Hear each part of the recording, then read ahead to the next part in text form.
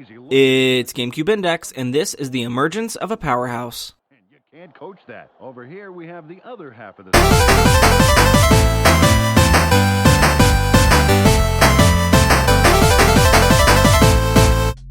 If you were a football game fan in 2002, you were already in for a good amount of internal debate over how to spend your cash. Madden NFL 2003 and NFL Blitz 2003 were both released on August 12th, and while they were both vying for a place in your console, they appealed to pretty different play styles. Madden was a perfect fit for the simulation fans, the players who were looking to bring as real as possible football experience into their home. Blitz, on the other hand, was looking to bring in the fast-paced arcade action that you'd find in, well, an arcade, and deliver it straight to your living room. Sales data shows that Madden was the clear winner in units sold between these two offerings, but a week later, a new challenger was getting ready to approach, NFL 2K3.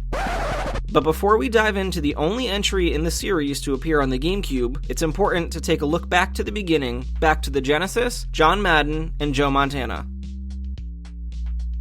Electronic Arts published John Madden Football for the Sega Genesis in December of 1990. While Park Place Productions was wrapping up development on Madden, EA started work on salvaging Joe Montana Football at Sega's request. Development on Montana had become a mess after the original developer's Mediagenic started to fall apart, so Sega turned to EA due to their success with sports titles. Montana missed the release window goal of December 1990 and eventually came out in January of 1991, and while considered a success, was substantially less polished than Madden. According to an interview with Sega16.com, Park Place Productions founder Michael Knox stated, "At the end of 8 weeks, the Sega game, the Joe Montana football game, not John Madden, was so good that we decided we couldn't release it that good because it would hurt the sales of John Madden football. So we took the game and we scaled it back before we gave it to Sega."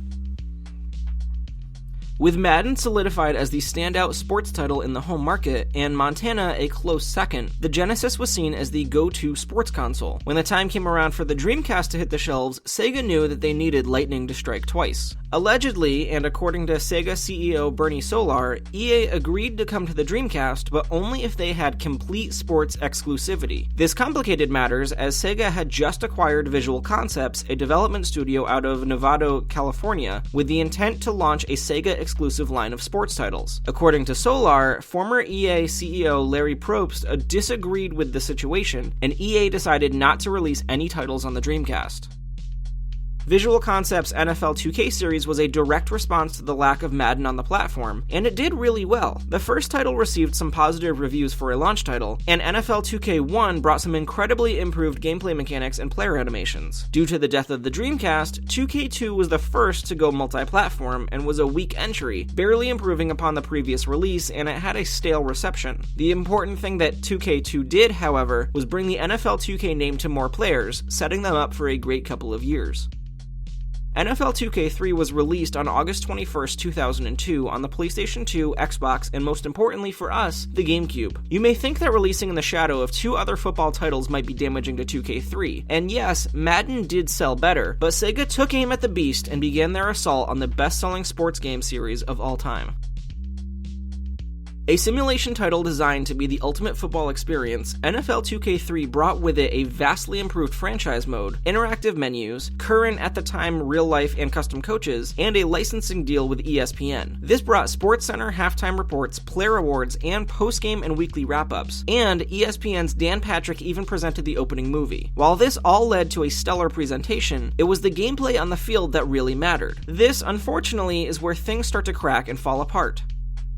Play selection in Madden titles is incredibly straightforward, and there's a reason why other games try and copy that style. You scroll through play categories and select the specific plan with a face button. Nice and easy, right? 2K3 instead opted to go with a strangely laid out and tough to use selection system that seems like it would fit better with a touchscreen than an analog stick. Plays aren't grouped together as nicely or cleanly as they should be, and selection is done with the triggers and analog stick in a way that looks just as janky as it feels. This, coupled with a poorly expressed presentation on what each play entails, leads to an initial confusion and an initial reliance on instinct. It's not a system that is friendly to new or inexperienced players, and it's easily my least favorite part of play.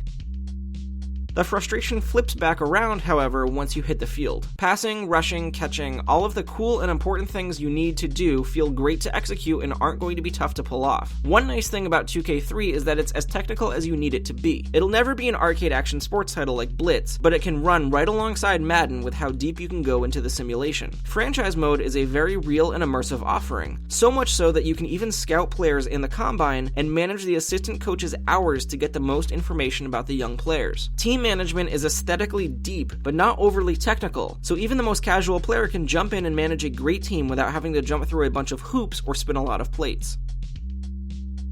Sega even offered up a way to compare your rankings against players across the country with user rankings, which when saved would generate a unique code. This code could be entered on a website to compare against the leaderboards of every other player that also logged on, which brought a unique kind of competition and ranking to the game, especially since the GameCube version didn't include online play.